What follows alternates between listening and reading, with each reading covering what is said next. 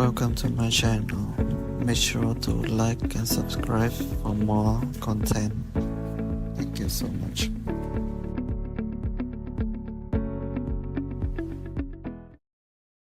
I am Joshua, 32 years old, and my own father left me bleeding on an emergency room table because my grown brother had a minor temper tantrum. Before I tell you about the explosive moment I finally cut them off and took my life back, let me know where you're watching from in the comments. The first thing I remember is the smell. It was that sharp, sterile hospital odor of bleach and iodine that burns the back of your throat, mixed with the metallic tang of my own blood. Then came the sound. The steady, terrifying, high-pitched beep of the heart monitor next to my bed. I was lying flat on a hard, unforgiving gurney under glaring, aggressively bright fluorescent lights that made my eyes water. My right leg felt like it had been crushed in a heavy industrial vise, and every single breath I took sent a jagged, blinding spike of pain straight through my ribs. The car crash had happened only an hour ago. A drunk driver ran a red light at an intersection I had crossed 1,000 times and completely T-boned my sedan. I was lucky to be alive, the paramedics had told me as they used the jaws of life to pry my crushed door open. But in that moment, shivering violently under a paper-thin hospital blanket, I did not feel lucky. I felt completely and utterly terrified. My phone was resting heavily on my chest. The glass screen was entirely shattered, webbing outward from the center, much like my own life at that very moment. I had somehow managed to dial my father's number with a trembling, blood-stained thumb while the EMTs were still cutting me out of the smoking wreckage. I needed him. For 32 years, I had played the role of the dependable, quiet son, the one who never asked for a single favor. Now I was begging for my dad to just show up, to be a father. The line connected. I heard his voice. It was not filled with panic. It was not filled with the frantic fear you would expect for a firstborn son. It was cold, clipped, and heavy with deep, unmistakable annoyance. "Are you dying, Joshua?" He snapped immediately. The question hit me harder than the airbag had. I swallowed the thick, copper taste of blood pooling in my mouth and tried to force the words past my bruised throat. "Dad, I was in a crash. The car is completely totaled. My ribs are broken. I can't feel my foot. I am in the ER at Memorial Hospital." A heavy, exasperated sigh echoed through the speaker. I could hear rustling in the background, a muffled, dramatic sob. "Listen to me," Robert said, his tone dropping into a harsh whisper. "Do not call here in a panic and make a big scene. You are in a hospital, so you are fine. The doctors are paid to handle it. Carter needs me right now." Carter, my younger brother. He was 28 years old, perfectly healthy, sitting safely in the comfort of his living room. I closed my eyes tightly, a single hot tear cutting through the dried blood caked on my cheek. "Dad, I am bleeding. I am entirely alone. Stop being dramatic." His voice rose, harsh, echoing in my ear and unforgiving. "You always do this. You turn absolutely everything into a massive crisis the second the attention is not on you." Carter is devastated. He just got a rejection email from that marketing firm he interviewed with. He is spiraling, Joshua. He is having a severe panic attack. I cannot leave him alone in this state. Grow up and handle your own problems for once in your life. The line went completely dead. The silence that followed was louder than the wailing sirens that had brought me there. He hung up. He actually hung up. He chose my brother's wounded ego over my shattered bones. I stared blankly at the ceiling tiles, my chest heaving with shallow, agonizing breaths. The realization washed over me like a bucket of ice water. I was alone. A few excruciating minutes later, the heavy fabric curtain surrounding my cubicle was pulled back. A nurse stepped in. Her name tag read Sarah. She had kind, incredibly tired eyes that had clearly seen too much tragedy for one night shift. She moved directly to my side and checked my foreline, her movements gentle and highly professional. She glanced down at my shattered phone resting on my chest, the screen still glowing faintly, and then looked directly into my face. "We are taking you back for a full set of x-rays in just a few minutes," "Sweetheart," Sarah said softly. She reached out and pulled a warm, heavy cotton blanket from a nearby cart. She draped it over my trembling body, carefully tucking the edges around my shivering shoulders to trap the heat. She hesitated for a fraction of a second, her eyes drifting toward the empty, cheap plastic guest chair sitting in the corner of my cubicle. "Is anyone coming for you? Family? A friend?"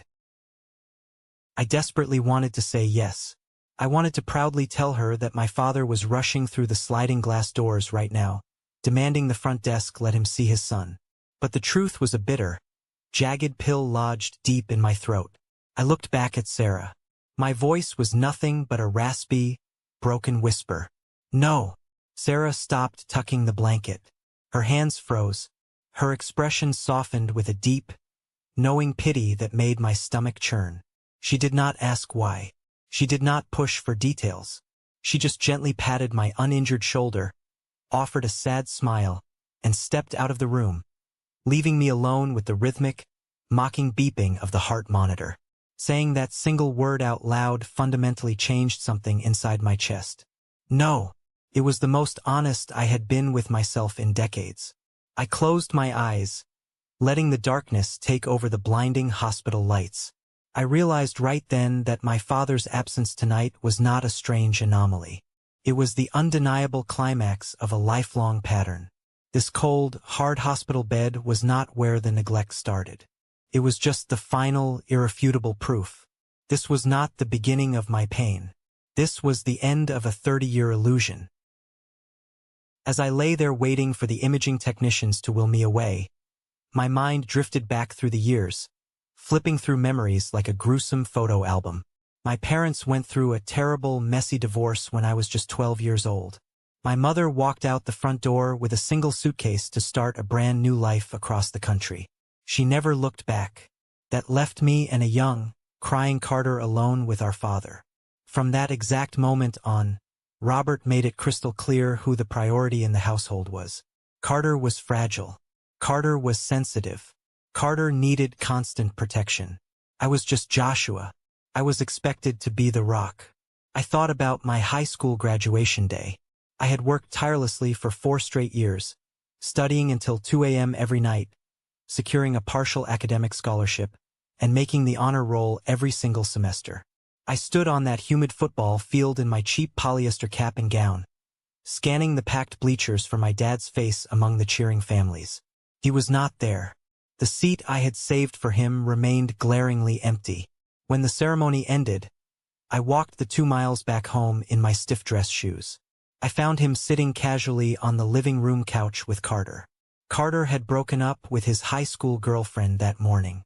My dad completely missed me walking across the stage just to sit and wipe away the tears of a teenager who got dumped right before prom. "You understand, right?" my dad had said to me that evening, not even bothering to look up from his cup of coffee as I walked through the door holding my diploma. "Carter is in a really bad place today. You are strong. You do not need me holding your hand to celebrate." I had simply nodded.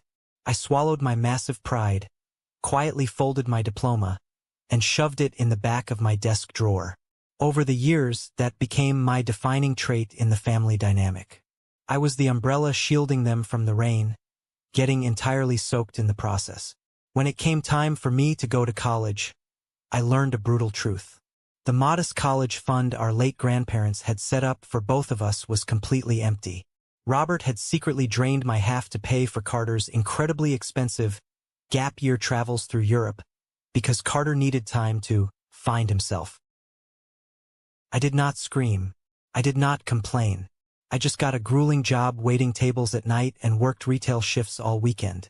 I sacrificed my entire salary for 4 years just to pay my own tuition and buy used textbooks. I eventually earned my promotion to a regional store manager while taking exhausting night classes. All the while, my father was happily sending Carter monthly rent money and paying off his maxed-out credit cards without a second thought. The memories kept hitting me, wave after wave, each one stinging significantly worse than the deep glass cuts on my face. The absolute worst offense happened just 3 years ago. My dad had purchased a used Porsche. It was his absolute pride and joy, a glaring symbol of his midlife crisis. One Friday night, Carter took the keys off the kitchen counter without asking, got completely drunk at a massive college frat party, and crashed the Porsche straight into a neighbor's expensive brick fence. I was the one who got the frantic, slurring phone call at 3 a.m. I was the one who drove out to the scene, dealt with the furious property owner, begged the police officers for leniency, and paid for the heavy-duty tow truck straight out of my own pocket just so Carter would not get arrested and thrown in jail. When we finally got back to the house as the sun was coming up, I expected my father to completely explode in rage. Instead, Robert rushed forward and hugged Carter tightly. He stroked his hair, wiped his face, and told him it was just a learning experience. He actually praised Carter for surviving the crash he caused. Exactly 2 weeks later, I borrowed my dad's old pickup truck to move a heavy couch into my new, cramped apartment across town. I returned the truck completely safe, scratch-free, and parked it exactly where I found it. But I forgot to fill the gas tank all the way back to the top. I left it at 3/4 full. My father completely lost his mind. He screamed at me for a full hour. He called me irresponsible, selfish, and incredibly entitled. He stood right in the middle of my small living room, veins popping aggressively in his neck, aggressively lecturing me on the true value of a hard-earned dollar and my lack of family duty. Lying in the ER, the sheer contrast made me physically sick to my stomach. My constant reliability was never celebrated. It was aggressively exploited. Every single time I fixed one of Carter's massive messes, I was essentially funding my father's endless irresponsibility. I was the family ATM. I paid their utility bills without question when Robert claimed money was tight. I foolishly co-signed loans I should never have touched. The heavy pain medication the nurse finally pushed into my foreline began to take the sharp edge off my physical agony. But my mental clarity was sharper than it had ever been. I had spent my entire adult life desperately trying to earn a father's love by being useful. But competence does not buy love. It only buys more chores and heavier burdens. I had always been their reliable shield. But tonight, bleeding alone under those bright fluorescent lights, I finally decided to fold that shield up. I was entirely done. I forced my heavy eyes open. The hospital room was deathly quiet now. The wall clock read nearly 3 a.m. My right arm was heavily battered, purple bruising already spreading across my bicep, but I could still move my fingers. I reached across my chest for my shattered phone. The cracked glass literally bit into my skin as I painfully unlocked the screen. I opened my contacts list. I stared at the names Dad and Carter for a long second, feeling absolutely nothing. I scrolled right past them down to the letter E. Elijah. He was a ruthless, brilliant corporate lawyer I had met through a mutual business friend years ago. He had helped me successfully review a tricky employment contract once, and I distinctly remembered his sharp, cold, calculating logic. I did not care what time it was. I did not care if I woke him up. I hit the call button.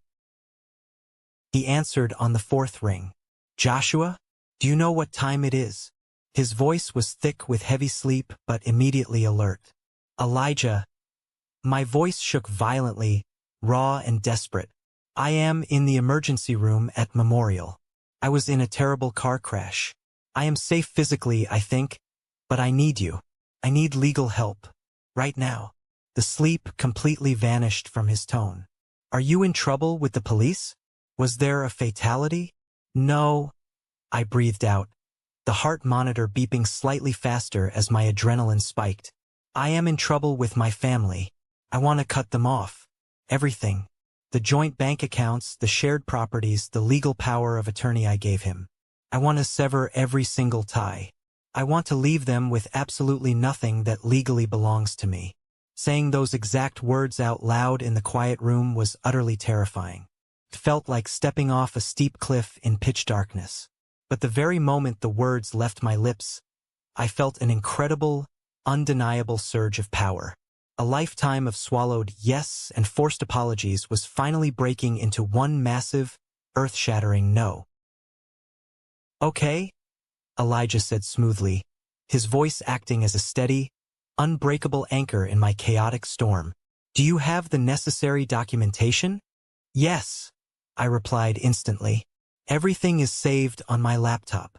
I had begged a passing nurse to retrieve my heavy laptop bag from the twisted wreckage of my car when the tow truck driver brought my personal belongings into the lobby. Miraculously, the heavy-duty padded case had protected the computer entirely. With my good, uninjured arm, I dragged the black bag up onto the hospital bed and awkwardly flipped the screen open. The bright bluish glow illuminated the dark, sterile room. I aggressively typed in my passwords, logging directly into my banking portals to send Elijah the preliminary screenshots of our joint finances. I started pulling up the main joint account I shared with my father, the specific account I deposited money into religiously for family emergencies. I immediately noticed something was horribly wrong. My available balance was significantly lower than it should have been. Thousands of dollars were simply missing. My heart pounded violently against my bruised ribs. I rapidly clicked into the detailed transaction history. There, buried under a massive sea of electric bills and grocery runs, was a massive recurring monthly deduction. A loan payment. I dug deeper, fingers flying across the trackpad, accessing my full credit report through a secondary financial portal. My stomach completely dropped. The room spun. There was a massive second mortgage taken out against the small, rustic cabin I had inherited from my grandfather. The inheritance that was supposed to be my ultimate safety net. The loan was entirely in my name, legally authorized by the power of attorney I had foolishly signed over to my father 3 years ago when I had a major abdominal surgery and just wanted to make sure my bills were paid if things went horribly wrong on the operating table. He had leveraged my property behind my back. I frantically looked at the routing numbers attached to the loan disbursement. The massive funds from that fraudulent mortgage had gone directly into Carter's private checking account. Robert had actually used my grandfather's inheritance to fund Carter's lavish lifestyle. His ridiculous designer clothes, his expensive sports car lease, his overseas vacations. My initial shock quickly morphed into pure, unadulterated disgust. The last remaining, pathetic thread of guilt I felt about cutting them off snapped completely. This was no longer just about emotional neglect. This was calculated financial abuse. This was outright theft wrapped neatly in the guise of family loyalty. I systematically downloaded every single bank statement, every hidden transfer record, and every forged signature document I could find. I emailed the massive zip file directly to Elijah. My family had treated me like a bank for 30 years. Tomorrow morning, the bank was closing its doors forever. Morning sunlight leaked aggressively through the hospital room blinds, casting harsh, straight shadows across the sterile linoleum floor. Exactly at 8 a.m., the heavy wooden door to my room swung open. Elijah walked in. He wore a sharp, perfectly tailored navy suit and carried a sleek leather briefcase. He looked completely out of place in the chaotic medical setting, acting as a quiet, stoic force of absolute order stepping into my personal nightmare. He pulled up a plastic chair right next to my bed, snapped his briefcase open, and pulled out a massive stack of thick, stapled legal documents. "I stayed up reviewing the files you sent," Elijah said, his tone entirely devoid of any emotion, which was exactly what I desperately needed. "Your father has systematically siphoned nearly $80,000 over the last 4 years, and that is not even including the fraudulent loan against your inheritance. This isn't just poor boundaries, Joshua. This is systemic, intentional financial dependence." His sharp words hit me like physical blows to my chest, finally confirming everything I had suspected but deeply feared to admit to myself. "Can we stop it entirely?" I asked, my voice finally steady and cold. "We already are," Elijah replied confidently. He reached into his pocket and handed me a heavy metal pen. "Sign these immediately. This specific document revokes the power of attorney effective immediately. This one freezes all joint accounts. This removes Robert and Carter as designated beneficiaries from your life insurance and your will.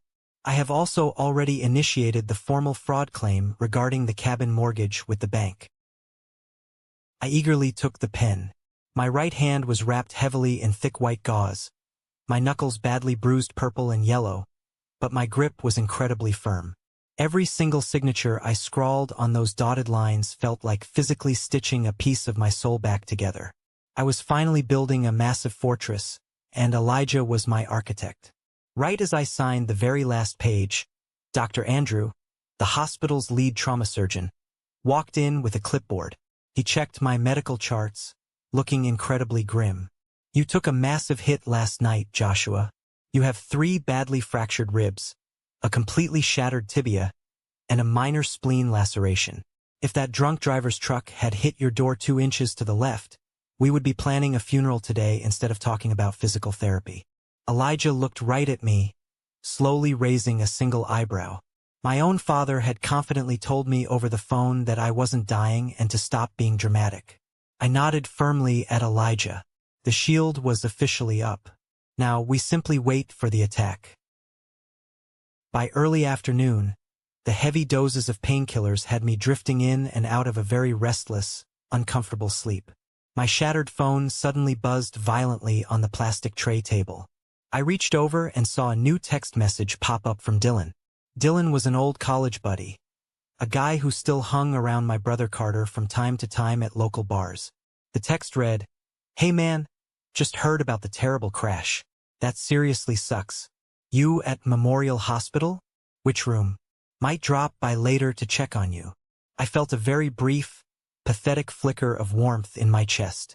Maybe someone outside actually cared. I typed back slowly, "Yeah, Memorial. Room 412. It was a really rough night." Exactly 10 minutes later, I received an automated notification from my email app. It was a security login alert from our shared family cloud account. Out of pure, paranoid curiosity, I immediately checked the recent activity log.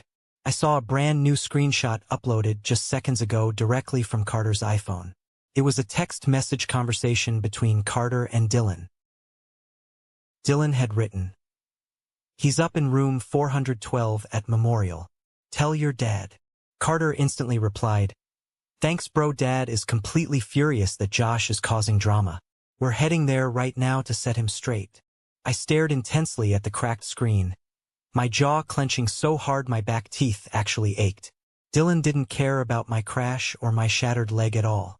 He was actively acting as a scout for my father. The sheer betrayal stung deeply, but it also rapidly sharpened my focus. The rats were actively working together against me. I turned the phone and showed the damning screenshot directly to Elijah, who was sitting quietly in the corner reviewing his extensive legal notes. Elijah did not look surprised in the slightest. He simply closed his leather folder with a snap and checked his expensive watch. "They are coming here to physically intimidate you into silence," he said calmly, leaning back in his chair. "They assume you are physically weak, heavily medicated, and easily compliant like you always have been." I sat up slightly, wincing loudly as my broken ribs protested the movement. I looked toward the door. Let them come. Less than 5 minutes later, I heard the heavy, aggressive, unmistakable thud of footsteps marching down the quiet hallway corridor. I knew that specific walk anywhere in the world. It was the sound of a man who firmly believed he owned the very ground he walked on. My heart hammered wildly against my bruised chest. The storm was finally here. The heavy wooden door to hospital room 412 flew violently open without a single knock. It slammed loudly against the drywall with a massive bang. Robert marched straight into the room, his face flushed and angry, bright red. His tie loosened messily around his thick neck. Carter trailed right behind him, wearing expensive designer sunglasses indoors like some sort of ridiculous celebrity hiding from the paparazzi. He looked perfectly fine. No red eyes, no tears, absolutely no signs of a devastating panic attack. Just the usual bored, highly entitled expression he always wore. Robert did not rush to my bedside to check my injuries. He did not ask how my shattered leg was or if I was in any pain. He stood aggressively at the foot of my bed, planted his heavy hands on his hips, and glared fiercely down at me. "What the hell is wrong with you?" Robert barked loudly, his angry voice echoing in the small room. "Do you have any idea how much unnecessary stress you caused this family today? You deliberately made Carter feel terrible about his job rejection. You are so incredibly selfish, Joshua. I clearly told you we had a major crisis at home, and you fully expect us to drop everything to come hold your hand over a minor fender bender. I looked directly at Carter. A fender bender? I asked quietly, slowly gesturing to the massive heavy cast elevating my entire right leg and the multiple 4 tubes running into my bruised arm. Carter scoffed loudly, dramatically crossing his arms over his chest. You always exaggerate absolutely everything. Dad said you were perfectly fine. I needed him here with me. You have a stable salary. I don't. Try having some basic empathy for your family for once in your life. Then, Robert finally shifted his gaze and noticed the man in the sharp suit sitting quietly in the corner of the room. He frowned deeply. Who the hell is this guy? Are you bothering the busy hospital staff now too? Elijah stood up slowly, calmly buttoning his tailored suit jacket. His sheer presence commanded the entire room instantly. My name is Elijah Grant. I am Joshua's legal counsel. Carter let out a sharp, incredibly mocking laugh. A lawyer? Seriously, Josh? What? Are you aggressively suing the guy who hit your car to get some quick settlement money, so you can finally stop whining about your salary? No, I said, my voice dropping an octave lower. The air in the room grew ice cold. I looked my father dead in the eyes, refusing to blink. He is not here for the drunk driver. He is here for you. Robert's face instantly contorted into a wild mix of deep confusion and pure, unadulterated rage. Excuse me? After absolutely everything I did for you? I raised you in my house. I put clothes on your back when your mother left. I paid for your childhood.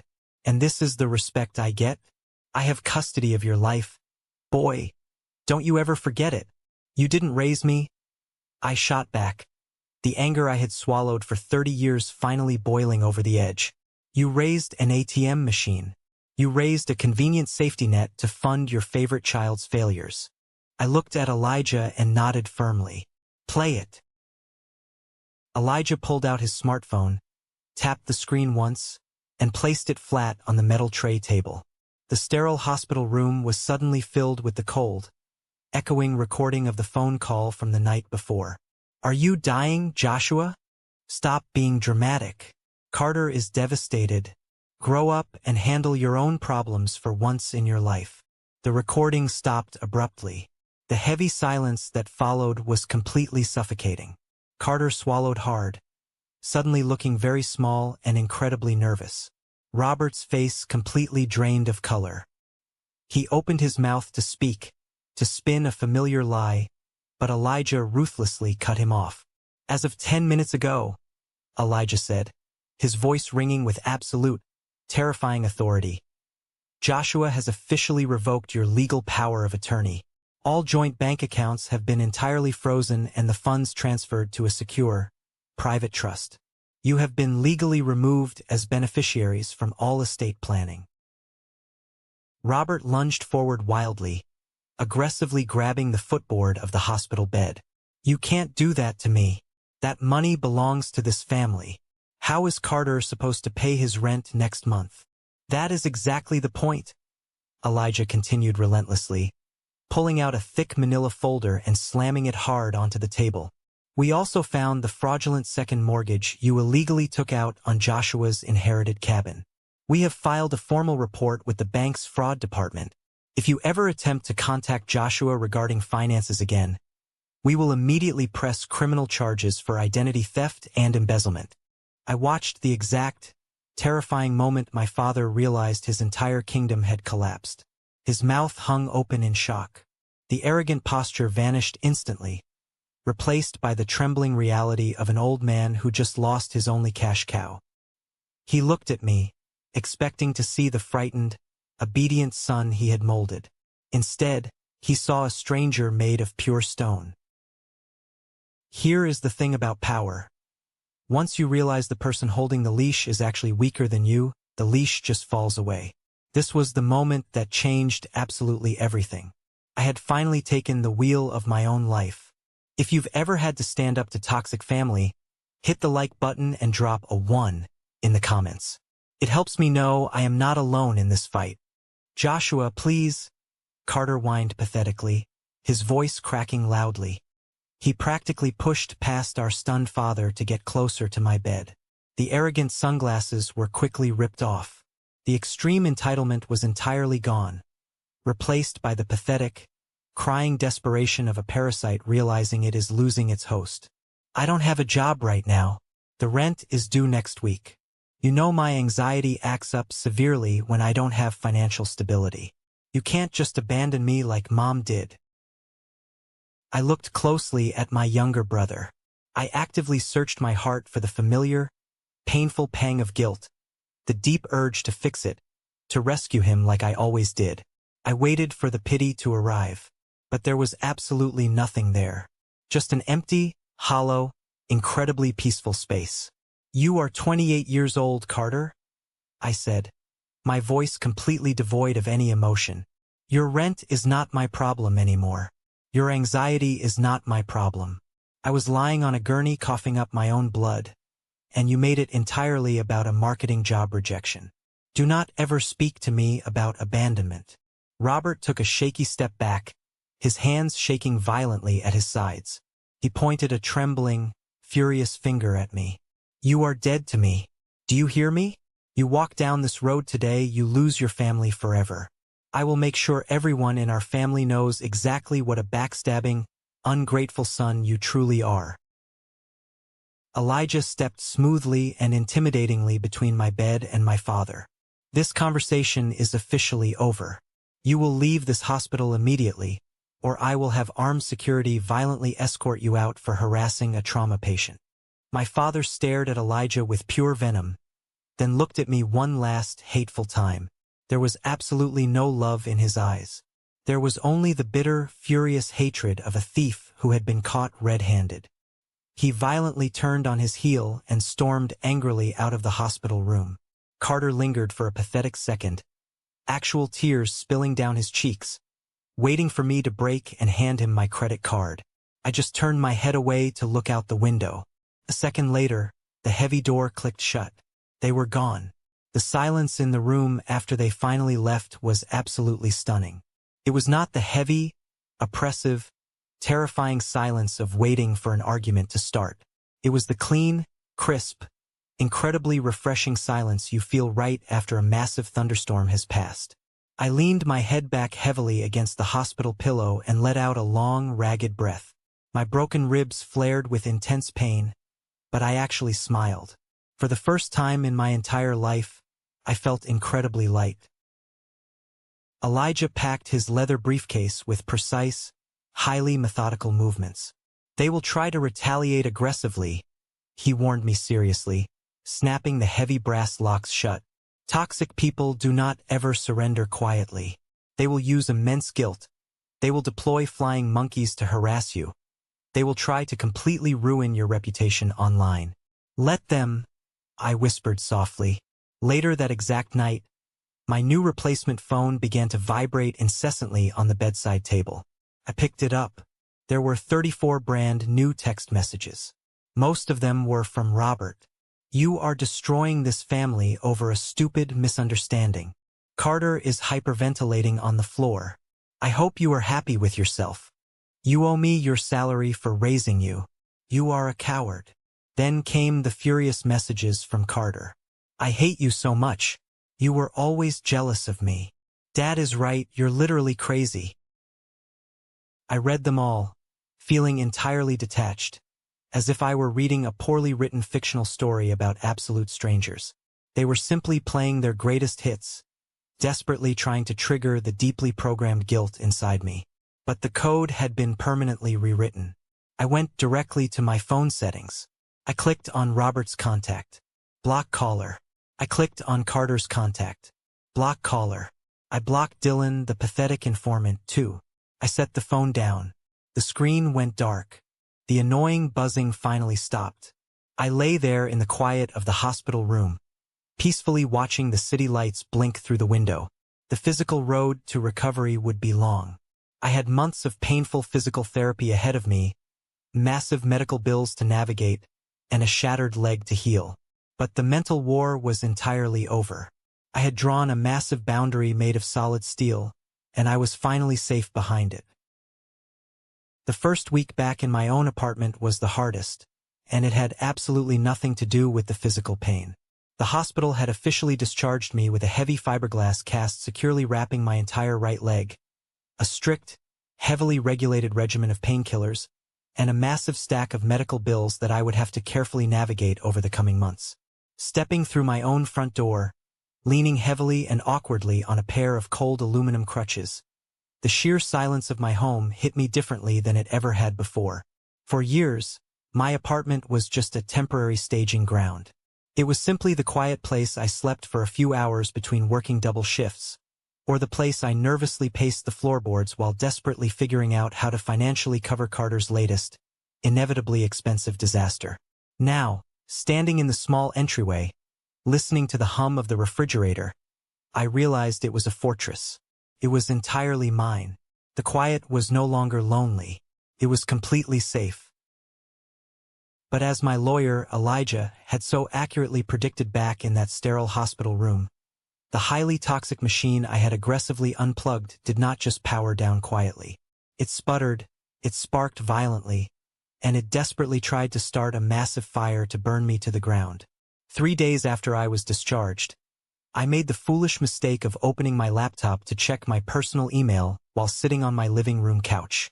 I had successfully blocked my father and my brother on my phone, ensuring they could not text or call me directly, but I had not deactivated my old social media accounts yet. I simply hadn't thought about it. A red notification bell popped up on my screen. I clicked it out of pure, mindless habit. It was a public Facebook post from Robert. He had intentionally tagged a dozen extended family members to ensure maximum visibility. It was an absolute masterclass in emotional manipulation and public gaslighting. Sometimes the people you sacrifice your entire life for are the ones who betray you the deepest. The incredibly dramatic post read, I raised my boys as a dedicated single father. After the brutal divorce, I fought aggressively for full custody because I loved them. I gave them absolutely everything. I worked my fingers to the bone to provide a solid roof over their heads and warm food on their plates. I sacrificed my own happiness. And today, in my old age, I learned that family loyalty means absolutely nothing to some people. Please pray for my youngest son, Carter, who is going through an incredibly dark, depressive time right now, while others in this family arrogantly turn their backs on us over petty, insignificant financial grievances. Family is supposed to be forever. I sat completely frozen, staring at the glowing screen. The sheer, unadulterated audacity of the post was breathtaking. My jaw clenched so tight my teeth ached. He had successfully, shamelessly rewritten our entire family history in a single, perfectly crafted paragraph. There was absolutely no mention of the horrific car crash. There was no mention of me bleeding alone on a cold hospital gurney while he complained about Carter's hurt feelings. There was no mention of the fraudulent, illegal second mortgage he secretly took out against my grandfather's inheritance to fund Carter's designer wardrobe. To the outside world, to our aunts and uncles and old family friends, I was just a bitter, wealthy, incredibly ungrateful son who had inexplicably abandoned his poor, struggling, heroic father. The comments section beneath the post was a disgusting swamp of enablers. Extended family members I hadn't seen or spoken to in a decade were piling on with eager judgment. So incredibly sorry, Robert. Kids these days have absolutely no respect for their elders. Stay strong. Loyalty is everything. He will realize his mistake eventually. You are a great father. Don't let anyone tell you otherwise. We are praying for Carter. My chest tightened painfully. A hot flush of pure rage crawled up my neck. My hands hovered aggressively over the laptop keyboard. Every single survival instinct I had developed over 30 years screamed at me to defend myself. I desperately wanted to type out the brutal truth. I wanted to publicly post the audio recording of him telling me to stop being dramatic while I was literally coughing up my own blood. I wanted to upload the highlighted bank statements clearly showing how he stole my inheritance to buy Carter a luxury watch. I wanted to aggressively burn his fake public image right to the ground and watch the ashes scatter. My heart pounded violently against my bruised ribs. The pure adrenaline made my hands shake over the keys. But then I stopped. I pulled my hands slowly away from the keyboard. I closed my eyes and remembered the cold, highly clinical look on Elijah's face when he handed me those legal documents in the hospital. "Silence is absolute power," Elijah had said, his voice ringing in my memory. "When you actively argue with a manipulator, you are just feeding their false narrative. You are handing them the exact drama they desperately crave. Starve them. Starve them of your reaction." So I did exactly that. I did not type a single angry word. I did not hit the furious reaction button. I simply navigated into my account settings, clicked the security tab, and permanently deactivated my entire profile. I watched the screen go completely blank, severing the digital cord. I took a deep, shaky breath, leaning my head back against the couch cushions, feeling the frantic beating of my heart slowly return to a calm, steady rhythm. I did not need to desperately prove my reality to a group of gullible people who only loved the fake, carefully curated version of my father. I knew the absolute truth, and for the very first time in my life, knowing the truth myself was finally enough. Of course, deactivating my Facebook account did not completely stop the real-world intrusion. Toxic families always find a backdoor. The very next afternoon, while I was icing my swollen leg, my phone buzzed loudly on the coffee table. It was a lengthy text message from Uncle Thomas, my father's older brother. Thomas was a man who aggressively prided himself on keeping the peace, which in our highly dysfunctional family always meant forcing the innocent victims to apologize just so the abusers wouldn't make an uncomfortable scene at Thanksgiving. "Joshua," the text read, jumping right to the guilt trip, "your dad called me crying his eyes out this morning. He says you aggressively froze all the joint bank accounts and hired a vicious corporate lawyer to attack him. You need to call off the dogs right now. I don't care what silly argument you guys had yesterday. You do not ever involve lawyers with your own flesh and blood. You are completely destroying your father's health with this stunt. Be the bigger person, pick up the phone and call him. He is your blood." I read the text twice. A month ago, receiving a message exactly like that would have sent me into a devastating tailspin of immense guilt. I would have frantically drafted 10 different apologies, desperately trying to explain my side of the story while simultaneously begging for their forgiveness just to make the anxiety stop. Now, sitting in my quiet, safe apartment, I just felt profoundly exhausted by the sheer predictability of it all. Uncle Thomas was the classic flying monkey. He didn't care about my physical injuries or my well-being. He just wanted me to quickly get back in line, take my designated beating, and resume my role as the family ATM so Robert would stop complaining to him. I decided to reply, but only once. I typed slowly and deliberately. "Uncle Thomas, I was in a severe car crash that nearly killed me. Dad explicitly refused to come to the hospital because Carter was sad about a minor job application. Furthermore, my lawyer discovered Dad took out a massive, fraudulent loan against my inheritance using my forged signature. I am not having an argument. I am actively protecting myself from total financial ruin and severe emotional abuse. Please do not contact me about this situation ever again." I hit send. Thomas replied almost immediately, completely ignoring the terrifying facts I just presented. "There are always two sides to every story, Josh. You are taking this way too far. You will deeply regret this extreme behavior at his funeral one day." The deliberate mention of a funeral didn't even make me flinch. It was a cheap, highly manipulative tactic. I realized right then that if my father died tomorrow, I would mourn the dad I always wished I had, but I would not shed a single tear for the man who actually existed. I blocked Uncle Thomas's phone number without typing another word. The steel boundary was holding perfectly. Just an hour later, my phone rang. It was Elijah. I answered immediately. His voice was sharp, highly professional, and entirely comforting in its cold logic. "I wanted to update you on the bank fraud investigation," Elijah said smoothly, the crisp sound of flipping paper documents echoing clearly on his end of the line. "The bank's aggressive legal team completely reviewed the original power of attorney documents and the forged signature on the secondary cabin mortgage. Because you officially filed the fraud report and provided our evidence, the bank is holding Robert completely and solely liable for the entire remaining balance of the massive loan he took against your property. They are aggressively freezing his personal assets until the debt is fully satisfied. I let out a long, heavy breath, sinking deeper into the couch. What does that actually mean for him practically, Elijah? Practically.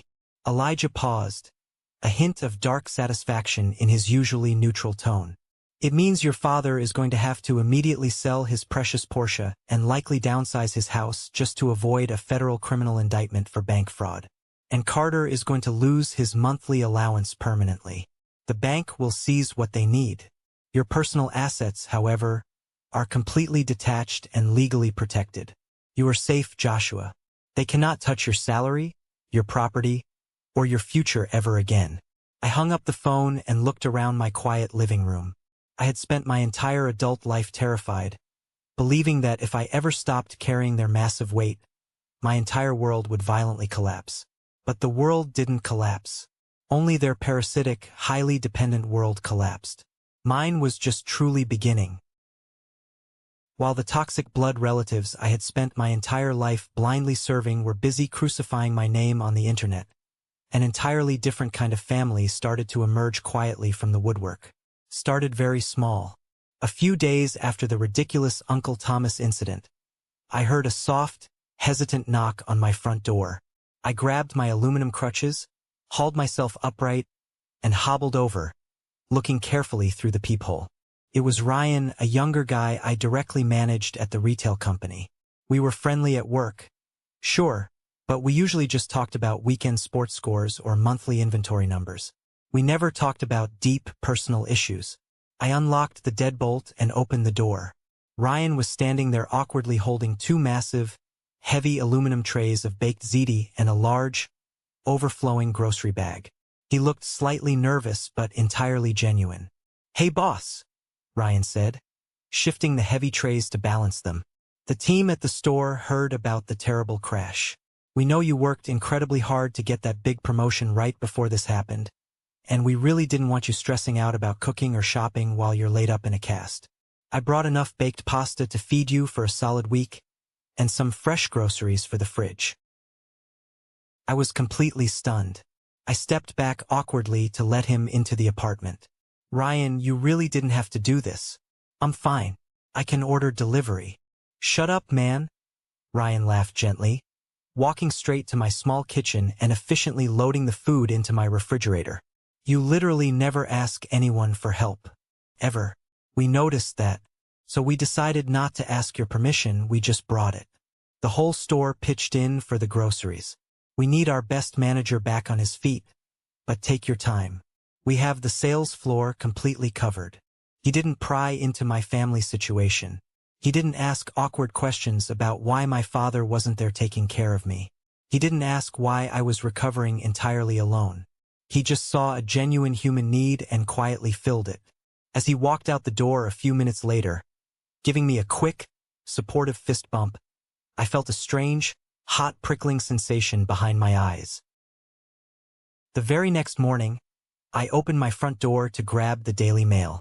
Sitting perfectly centered on my welcome mat was a small, neatly packed care package. It had a fresh bag of my absolute favorite dark roast coffee, a box of high-end waterproof bandages, and a handwritten note taped to the top. The note read, "Saw you struggling heavily with the crutches on the front stairs yesterday afternoon. If you ever need me to take out your heavy trash, run a quick errand to the pharmacy, or just want to sit on the back porch and drink a cold beer without having to talk, just knock hard on apartment 4B. Luke." Luke was my next-door neighbor. We had lived right next to each other for over 2 years and had rarely exchanged more than a polite, quick nod in the hallway while passing. Yet here he was, offering exactly the kind of quiet, undemanding, solid support my own father had never been capable of giving me in 30 years. But the specific moment that finally broke me wide open came late that evening. My phone buzzed loudly with a text from an unsaved phone number.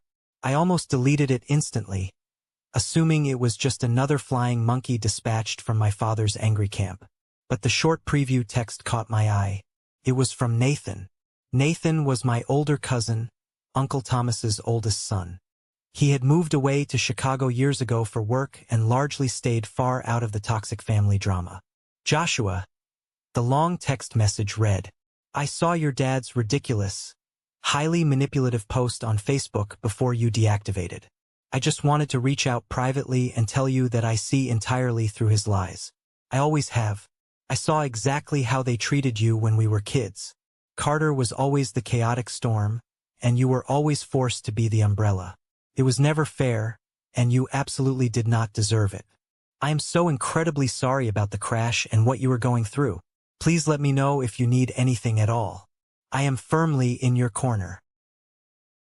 I read the words, you were forced to be the umbrella. I read them again and again. I dropped the phone heavily onto the living room couch. I sat down heavily on the cushions, leaned forward, and buried my face deeply in my hands. And for the very first time since the horrific, deafening sound of crunching metal during the car crash, for the very first time since hearing my father's incredibly cold voice dismiss my pain in the emergency room, I cried. I did not cry out of sadness. I did not cry out of grief for the family I lost. I cried out of pure, overwhelming, exhausted relief. I cried because finally, someone actually saw me.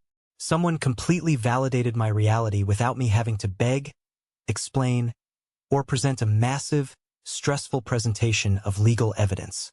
I wept until my chest heaved violently and my broken ribs ached fiercely.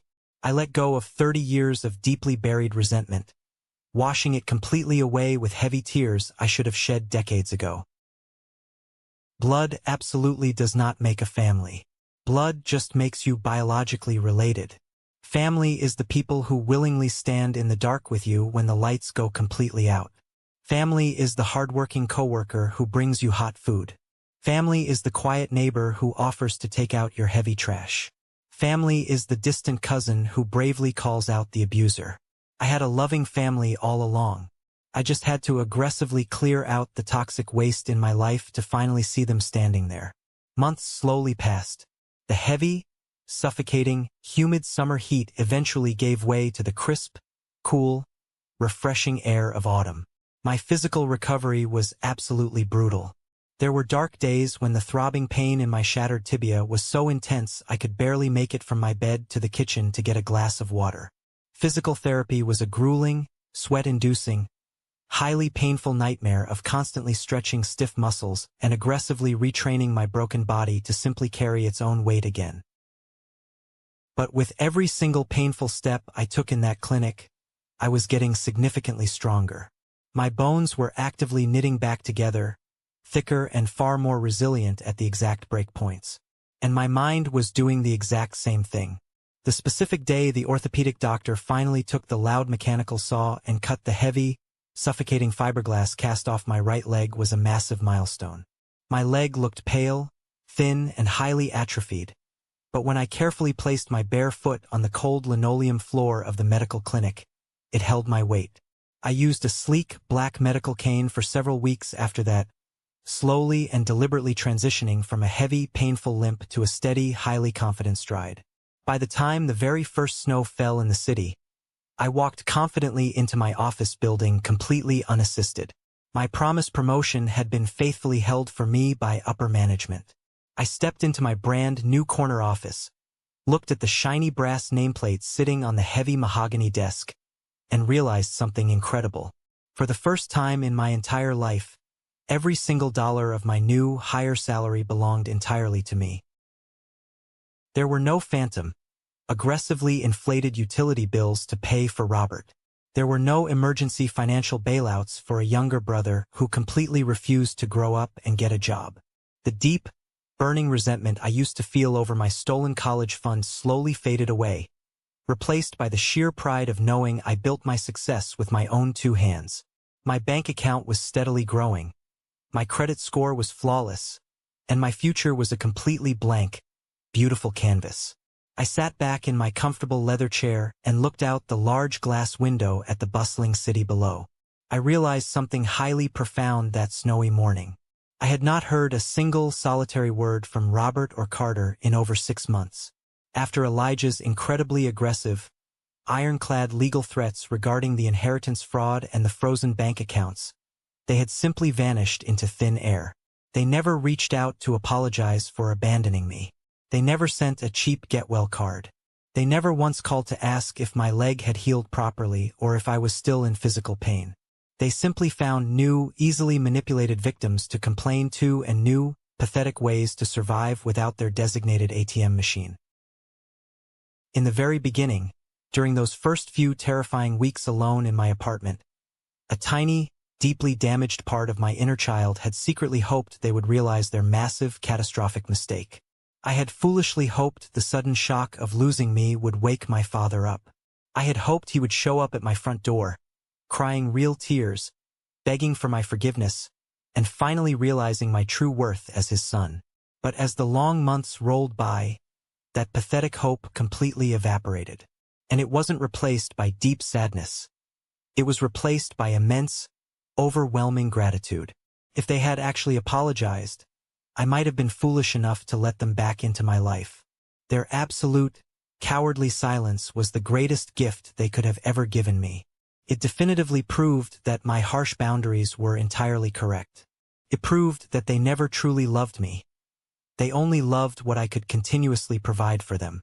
When the free provision permanently stopped, the relationship instantly ceased to exist. I recently drove past the quiet suburban neighborhood where I grew up. I didn't plan the route intentionally. It was just a random detour due to heavy highway traffic. I drove slowly past the old, familiar house. The front lawn looked slightly unkempt and overgrown. The driveway was completely empty. There was no fancy, expensive Porsche parked proudly out front anymore. The bank had clearly taken it, just as Elijah promised.